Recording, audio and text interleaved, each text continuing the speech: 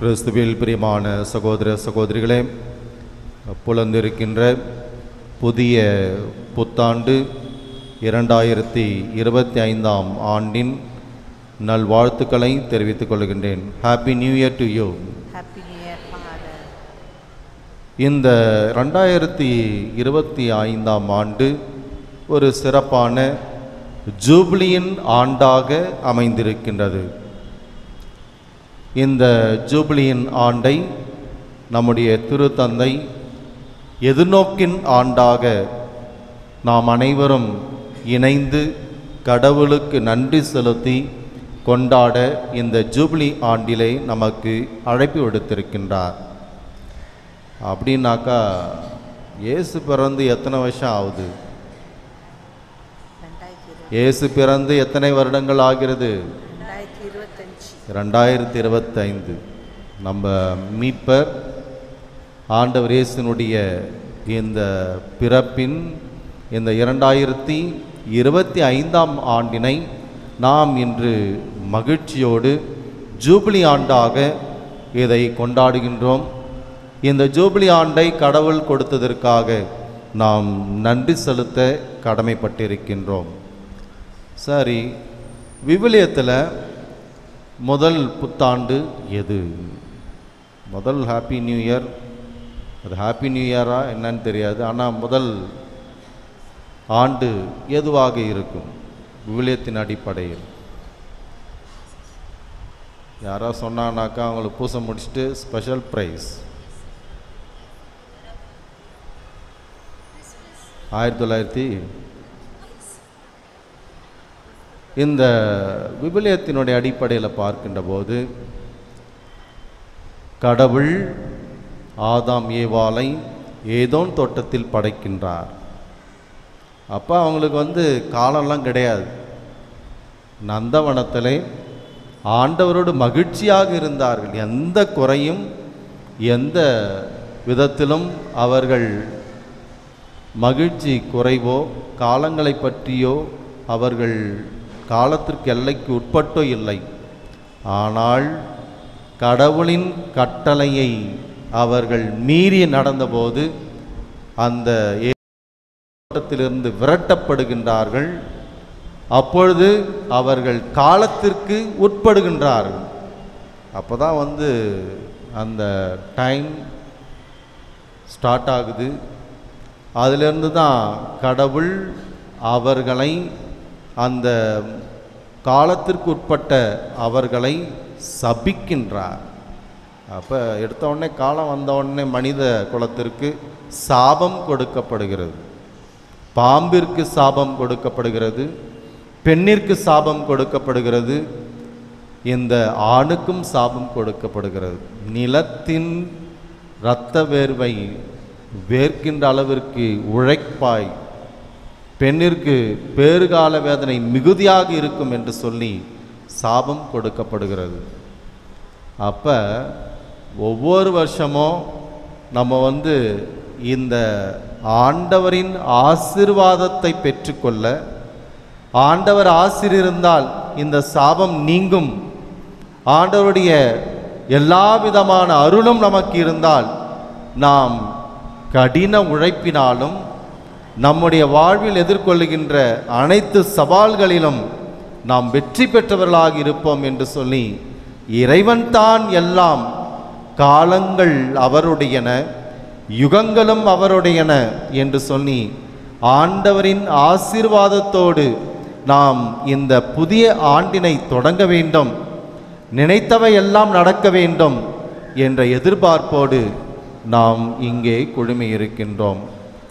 ஆண்டவர் தன்னுடைய தொடக்க கால இந்த படைப்புகள் அனைத்தையும் அவர் படைத்த பின் உயிரினங்களை ஆசீர்வதிக்கின்றார், மக்களை ஆசீர்வதிக்கின்றார், தான் தேர்ந்து கொண்ட ஒவ்வொருவரையும் ஆசீர்வதிக்கின்றார்.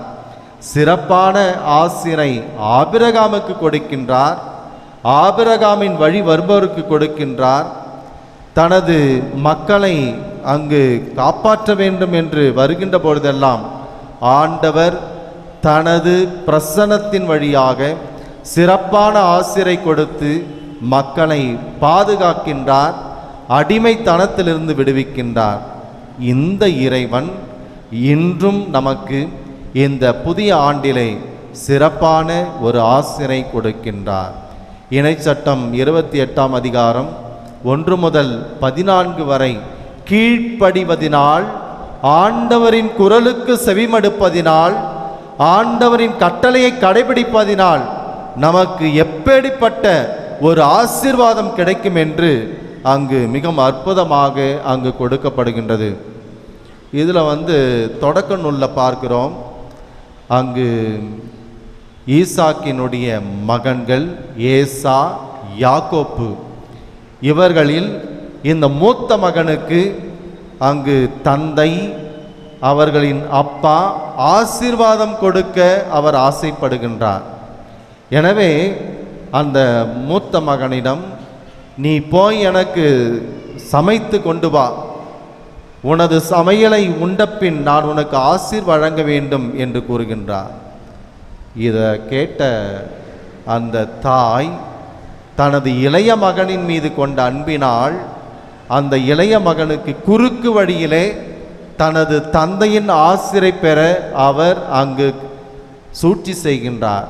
எனவே ஏசா போய் அங்கு வேட்டையாடி அவர் சமைச்சு எடுத்துகிட்டு வரத்துக்குள்ள இங்கே யாக்கோப்பின் அம்மா என்ன பண்ணுறாங்க, அவங்களே சமைச்சு கொடுத்து, நீ உன் தந்தைகிட்ட போயிட்டு இந்த உணவை கொடுத்து நீர் ஆசீர்வாதத்தை பெற்றுக்கொள் அப்படின்னு சொல்கிறார். அப்போ யாக்கோப்பு என்ன பண்ணுறான், அந்த மூத்த மகனை போன்று நடித்து அந்த தந்தையிடமிருந்து அந்த ஆசீர்வாதத்தை அங்கு உணவு பரிமாறி பெற்றுக்கொள்ளுகிறான். ஏசா வராப்பில் வந்துட்டு, அப்பா உனக்கு நான் அருமையாக சமைச்சு கொண்டு வந்திருக்கிறேன் அப்படின்ட்டு சொல்கிறார். அப்போ தான் அப்பா மகனை பார்த்து சொல்கிறார், இப்போ தானே ஆசீர்வாதம் கொடுத்தேன். அப்போ யார் ஆசீர்வாதம் வாங்கினது? தனது இளைய மகன் ஆசீர்வாதம் பெற்றுக்கொண்டதை அப்பொழுது தான் அந்த தந்தை உணர்கிறார். அப்போ தான் ஏசா கேட்பான், அப்பா ஒரே ஒரு ஆசீர்வாதம் மட்டும்தான் நீ கொடுக்க முடியுமா? உன்னால் ஒரே ஒரு ஆசீர்வாதத்தை தான் கொடுக்க முடியுமா? அதுக்கு மேலே நீ கொடுக்க முடியாதா அப்படின்னு அவன் அங்கு அழுகின்றான். பிரியமானவர்களே, மனிதர்களால் ஒரு ஆசீர்வாதம் தான், மனிதர்களால் ஒரு குறிப்பிட்ட அளவிற்குத்தான் ஆசீர்வாதத்தை கொடுக்க முடியும். ஆனால் கடவுளால் அப்படி அல்ல. நாம் கேட்கின்ற போதெல்லாம், நாம் நினைப்பதற்கு மேலாக, நாம் எதிர்பார்ப்பதற்கு மேலாக ஆண்டவர் ஆசீர்வாதத்தை கொடுக்கும் ஆண்டவராக இருக்கின்றார். நாம் செய்ய வேண்டியதெல்லாம் அவரின் கட்டளைகளுக்கு கீழ்ப்படிவது, அவரின் குரலுக்கு செவிமடுப்பது, அவரின் விருப்பத்தை நிறைவேற்றுவது. இப்படி தூய்மையான வாழ்வினை வாழ்கின்ற பொழுது ஆண்டவர் தன்னுடைய ஆசீர்வாதத்தை எல்லை கடந்த விதத்திலே, அற்புதமான விதத்திலே நம் அனைவருக்கும் வாரி வழங்கும் இறைவனாக இருக்கின்றார். இதைத்தான் ஆண்டின் தொடக்க நாளாகி இன்று நமக்கு சிறப்பான ஒரு ஆசீர்வாதத்தை இறைவன் நம் அனைவருக்கும் கொடுக்கின்றார். ஆண்டவர் உனக்கு ஆசீர் வழங்கி உன்னை காப்பாராக என்று சொல்லி இன்றைய முதல் வாசகம் நமக்கு சிறப்பான ஒரு ஆசீர்வாதத்தை கொடுக்கின்றது. உனக்கு ஆசி வழங்கி உன்னை காப்பாராக, அனைத்து தீமைகளிலுமிருந்தும், அனைத்து விதமான விபத்துக்களிலிருந்தும், பல்வேறு விதமான இடர்பாடுகளிலிருந்தும் ஆண்டவர் உன்னை காப்பாராக என்று சொல்லி நம் அனைவருக்கும் இந்த புத்தாண்டின் ஆசிரானது நமக்கு கொடுக்கப்படுகின்றது. ஆண்டவர் தம் திருமுகத்தை உங்கள் மேல் ஒளிர செய்து உங்கள் மீது தமது அருளை பொழிவாராக என்று சொல்லி ஆசீர்வாதம் கொடுக்கின்றார். ஆண்டவர் தமது திருமுகத்தை உங்கள் மேல் ஒளிர செய்து, எங்கே ஒளி இருக்கின்றதோ அங்கு வாழ்வு இருக்கின்றது. இந்த உலகில் சூரிய ஒளி இல்லை என்றால் வாழ்வு இல்லை. ஆண்டவரின் ஒளி எங்கெல்லாம் வீசுகின்றதோ அங்கு அருள் இருக்கின்றது, வாழ்வு இருக்கின்றது, வளர்ச்சி இருக்கின்றது. எனவே ஆண்டவர் தமது ஒளியை நம்மீது வீச செய்து வாழ்வையும் வளர்ச்சியையும் நமக்கு வேண்டிய எல்லா விதமான பராமரிப்பையும் கொடுக்கின்ற ஆசீர்வாதத்தை நமக்கு கொடுக்கின்றார். ஆண்டவர் தம் திருமுகத்தை உன் பக்கம் திருப்பி உமக்கு அமைதி அருள்வாராக. ஆண்டவர் தம் திருமுகத்தை உங்கள் பக்கம் திருப்பி உன் பக்கம் திருப்பி தமது அமைதியை அருள்வாராக. இதில் பார்க்குறோம், ஆண்டவர் முகத்தை நம்ம பக்கம் திருப்பினாதான் நமக்கு ஆசீர்வாதம். இந்த முகத்தை பார்க்கறதுலேயே பல விதமான இந்த எண்ணங்கள் இருக்கின்றது. ஒருத்தர் நம்ம முகத்தை பார்த்து பேசுகிறாருனாக்கா அவர் உண்மையிலே நம்மோடு நல் உறவில் இருக்கிறார் என்று அர்த்தம். ஒருத்தர் வர்றாரு, முகத்தை பார்த்து திருப்பிக்கிறாரு அப்படின்னா என்ன அர்த்தம்? நம்ம ஒரு சிலர்லாம் செய்வோம் இல்லையா? ஒருத்தர் வராங்கனாக்கா முகத்தை பார்த்து திருப்பின்னு போகிறது அப்படின்னா என்ன அர்த்தம்? கோபத்தில் இருக்கிறார்னு அர்த்தம். முகத்தை பார்த்து பேசாமல் குனிஞ்சே பேசுறதுனா என்ன அர்த்தம்? குனிஞ்சிக்கினே இருக்கிறது, ஆர்வம் இல்லை, ஏதோ ஒரு விதமான பிடிக்காத ஒரு நபரோடு பேசுவதாக அர்த்தம். அதே போன்று ஏறெடுத்து பார்த்து முகத்தை காட்டாத ஒரு நிலையில் அவமானம், வெட்கம், இப்படி இந்த முகத்தை பார்த்து பேசுவதற்கு பல அர்த்தங்கள் இருக்கிறது. ஆண்டவர் தன்னுடைய முகத்தை திருப்பி கொண்டால், அவர் நம்மீது கோபம் கண்டால் நாம் எம்மாத்திரம். ஆனால் ஆண்டவர் தம் திருமுகத்தை உன்மேல் திருப்பி உனக்கு அமைதியை அளிக்கின்றார். அமைதியை தரும் ஆசீர்வாதத்தை ஆண்டவர் தன்னுடைய திருமுகத்தை நம் பக்கம் திருப்பி நமக்கு ஆசீர்வாதத்தை கொடுக்கின்றார். எனவே பிரியமானவர்களே, இந்த ஜூபிலி ஆண்டு 2025ஆம் ஆண்டு ஒரு ஆசீர்வதிக்கப்பட்ட ஒரு ஆண்டாக ஆண்டவர் அருளையும் ஒளியையும் அமைதியையும் நமக்கு கொடுக்கின்றார். இந்த ஆசீர்வாதத்தை பெற்றுக்கொண்ட நாம் அனைவரும் எப்படி இருக்க வேண்டும் என்பதையும் இந்த ஆண்டு நமக்கு எடுத்து கூறுகின்றது. பகைவர் என்று எவரும் இருத்தல் கூடாது. முதல்ல பகைவர் என்று எவரும் இருத்தல் கூடாது. அடுத்ததாக அனைவருடன் நல் உறவுடன் வாழ வேண்டும். அதுக்கு அடுத்தபடியாக உழைத்து கடின உழைப்பின் காரணமாக நாம் அனைவரும் ஆண்டவருடைய பிள்ளைகளாக இருக்க வேண்டும், உழைக்கின்ற மக்களாக இருக்க வேண்டும். சிலந்தியை பார்க்குறோம், அது எப்படி கூடு கட்டுது, அதை எத்தனை கூட்டை போய் கலைத்தாலும் அந்த கூட்டை கட்டி முடிக்கின்ற வரை அது கட்டிக்கொண்டே இருக்கும். விடாமுயற்சியோடும் கடின உழைப்பிற்கு எறும்பு சிறந்த உதாரணம். ஒரு சின்ன எறும்பு அதனுடைய உருவத்தை விட பெரிய அளவில் அது சுமையை தள்ளி கொண்டு செல்கிறது. ஒரு எறும்பு இருக்குதுனாக்கா அந்த எறும்பு அதனுடைய உருவத்திலிருந்து 50 மடங்கு பெரிய அளவிற்கான ஒரு எடையை அது உந்தி தள்ளுகின்ற சக்தியை அது கொண்டிருக்கிறது. அது எத்தனை வாட்டி நீங்கள் எங்கே தூக்கி போட்டாலும் எதையாவது ஒன்றை இரையை தேடி பெரிய அளவிலே அது உருட்டி சிறுக சிறுக அது தன்னுடைய உழைப்பினால் தனக்கு வேண்டியதை அது ஈட்டிக் கொள்ளுகின்றது.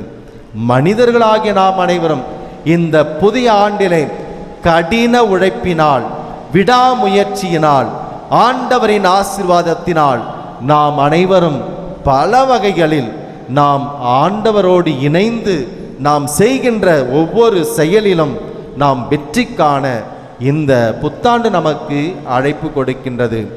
அதே போன்று இந்த நல்ல உறவு கொண்டு வாழ அழைக்கும் இந்த புதிய ஆண்டில் அனைவரோடும் அனைத்து நிலைகளிலும் அவரவருக்கு ஏற்றவாறு நமது அனுதின வாழ்க்கையில் அமைதியை மகிழ்ச்சியை நாம் பிறருக்கு கொடுக்க அழைக்கப்படுகின்றோம்.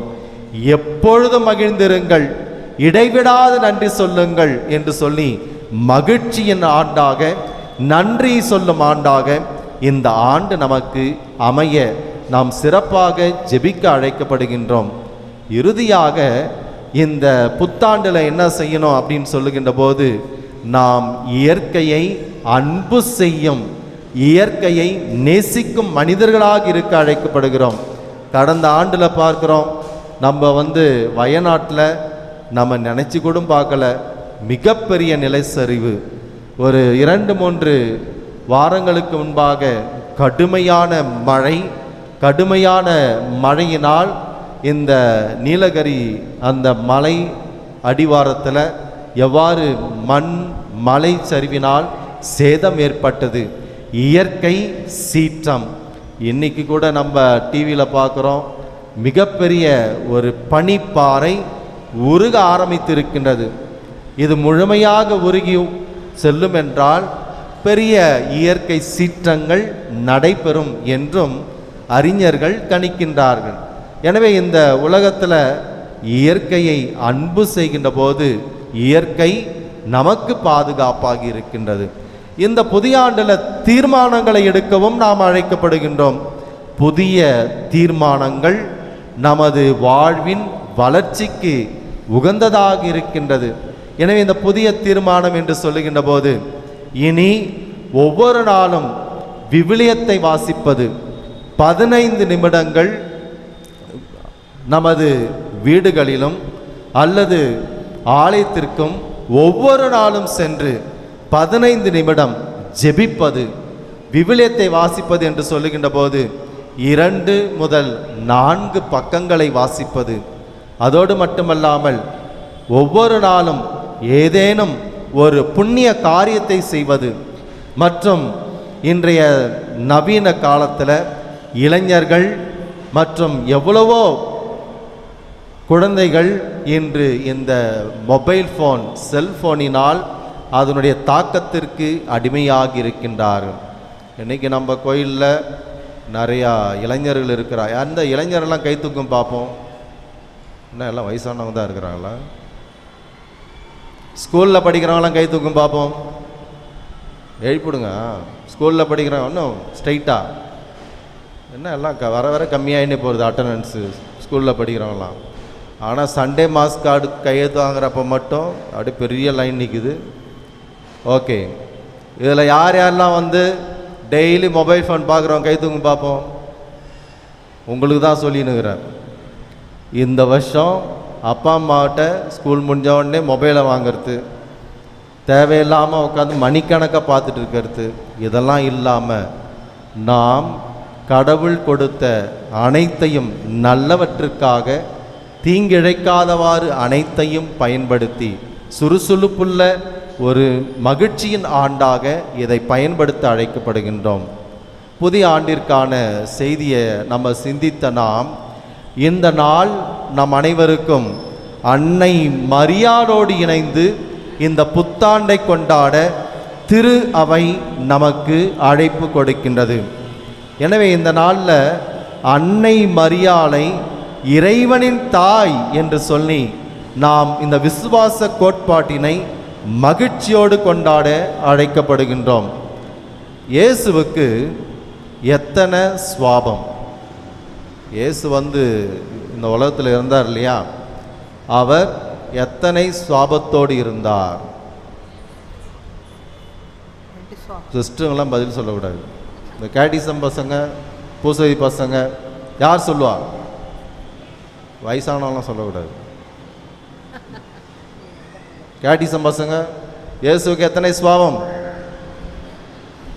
எத்தனை சுவாபம்? 2 சுவாபம். அந்த 2 சுவாபம் என்ன? சத்தமா? இயேசுவுக்கு 2 சுவாபம். அவர் தெய்வ சுவாபமும் மனித சுவாபம் கொண்டிருந்தார். முழு மனிதனாகவும் இருந்தார், முழு தெய்வமாகவும் இருந்தார். அப்போ 100% இயேசு இந்த உலகத்தில் மனுஷனாகவும் இருந்தார், 100% தெய்வமாகவும் இருந்தார், இறைவனாகவும் இருந்தார். சரி, அப்போ இந்த தொடக்க திரு அவையில் ஒரு சில தப்பறை கொள்கையை சொன்னாங்க. அன்னை மரியாள் இந்த மனிதரான இயேசுவுக்கு மட்டும்தான் தாய், இந்த தெய்வமான இயேசுவுக்கு தாய் அல்ல, இந்த தெய்வ நிலையில் இருந்த இயேசுவுக்கு தாய் அல்ல என்று சொன்னார். அப்போதுதான் எபேசு நகரில் இந்த திருக்கூட்டத்தில் அவர்கள் அனைவரும் ஒன்றாக கூடி அன்னை மரியாள் மனிதரான இயேசுவுக்கு மட்டும் தாய் அல்ல, தெய்வமான இயேசுவுக்கும் தாய், எனவே அவர் இறைவனின் தாய் என்று இந்த விசுவாச கோட்பாட்டினை அறிவித்தார்கள். இந்த நம்பிக்கையின் கோட்பாட்டினை நாம் சிறப்பாக கொண்டாட திரு அவை நமக்கு அழைப்பு கொடுக்கின்றது. அன்னை மரியாளோடு இணைந்து இந்த புத்தாண்டை நாம் கொண்டாட அழைக்கப்படுகின்ற இந்த வேளையில் அன்னை மரியாள் ஆண்டவரின் ஆசீர்வாதத்தை நிரம்ப பெற்ற ஒரு அன்னையாக இருக்கின்றார், ஆண்டவரின் அருளை பெற்ற அன்னையாக இருக்கின்றார். எனவே இந்த அன்னையோடு இணைந்து நாம் பயணிக்கின்ற போது ஆண்டவரின் அருளும் ஆசிரையும் அவர் தன்னுடைய வலிமை மிக்க பரிந்துரையால் நமக்கு வாழி வழங்குவார் என்பதில் எந்த ஐயமும் இல்லாமல் அன்னை மரியாளோடு இணைந்து இந்த ஜூபிலி ஆண்டை கொண்டாட நாம் அனைவரும் அழைக்கப்படுகின்றோம். இங்கே இருக்கிறவங்கள யார் யாரெல்லாம் இந்த கிறிஸ்மஸ் அப்புறம் கிறிஸ்மஸ்க்கு முன்னாடி வேளாங்கண்ணிக்கு போனவங்க, வில்லியனூருக்கு போனவங்களாம் கை தூக்கும் பார்ப்போம். யார் யாரெல்லாம் போனீங்க? ஓகே, ஓரளவுக்கு ஒரு சிலர் சென்று இருக்கின்றீர்கள். அன்னை மரியாளோடு நாம் இருக்கின்ற அந்த உறவில் நன்றி சொல்ல போயிருப்பாங்க. புதிய ஆண்டில் மாதா பரிந்துரையால் நல்ல ஒரு ஆண்டாக இருக்க வேண்டும் என்று ஜெபிக்க சென்றிருப்பார்கள். இந்த நிலையில் நாம் அனைவரும் அன்னை மரியாளோடு இணைந்து பயணிக்கின்ற இந்த வேளையில் நாம் இந்த நாளில் ஆண்டவர் இயேசுவுக்கு பெயரிட்ட தினத்தையும் இன்று கொண்டாடுகின்றோம். குழந்தை பாலனேசு பிறந்த 8ஆம் நாளிலே அவருக்கு விருத்த சேதனம் செய்யப்பட்ட அந்த நாளிலே இயேசு என்று பெயரிட்டார்கள். இந்த இயேசு என்ற பெயர் எந்த அளவிற்கு வலிமையுள்ள பெயர்! இயேசு என்று சொல்லுகின்ற போது நமக்கு ஆசீர்வாதத்தை கொடுக்கின்ற ஒரு பெயராக இருக்கின்றது. இயேசுவின் பெயரால் எத்தனையோ பேய்களையும் எத்தனையோ அற்புதங்களையும் புதுமைகளையும் தொடக்க திரு அவையிலும் இன்றும் இயேசுவின் பெயரால் நிகழ்ந்து கொண்டிருப்பதை பார்க்கின்றோம். நாமும் இயேசுவின் பெயரை நம்பிக்கையோடு உச்சரிப்போம். இயேசுவின் பெயரை பிறருக்கு நம்பிக்கையோடு அறிவிப்போம். இயேசுவை நமது வாயில் உச்சரித்தால் புதுமைகள் நடைபெறும். இயேசுவை நோக்கி நாம் கூவி அழைத்தால் நமக்கு வேண்டியவை கிடைக்கும். இயேசுவின் பெயரை நாம் உரக்க கத்தி சொன்னால் ஆசீர்வாதம் கிடைக்கும். இயேசுவின் பெயரால் அனைத்தும் நிகழும் என்ற நம்பிக்கையோடு இயேசுவை நாம் புகழ்ந்து பாட, இயேசுவை நாம் ஆராதிக்க, இயேசுவின் பெயரை நாம் அறிக்கையிட சிறப்பான விதத்திலே இந்த நாளில் நாம் நினைவுறுத்தப்படுகின்றோம். எனவே பாலன் இயேசுவுக்கு இயேசு என்று பெயரிடப்பட்ட இந்த நாளை கொண்டாடுகின்றோம். இந்த நாளில் ஐநா உலக அமைதியின் நாளாக அறிவித்திருக்கின்றது. இன்றைய உலகிற்கு தேவை அமைதி, இன்றைய உலகிற்கு தேவை மகிழ்ச்சி. இன்று எங்கு சென்றாலும் உலகின் பல இடங்களில் மூலம் அபாயம், சண்டை சச்சரவுகளோடு அமைதி இழந்து போரினால் மனித குலம் சிதறும் நிலைக்கு இன்று அழிவின் உச்ச நிலையில் சென்று கொண்டிருக்கும் இந்த வேளையிலே உலக அமைதிக்காக ஜெபிக்கும் நாளாகவும் இருக்கின்றது.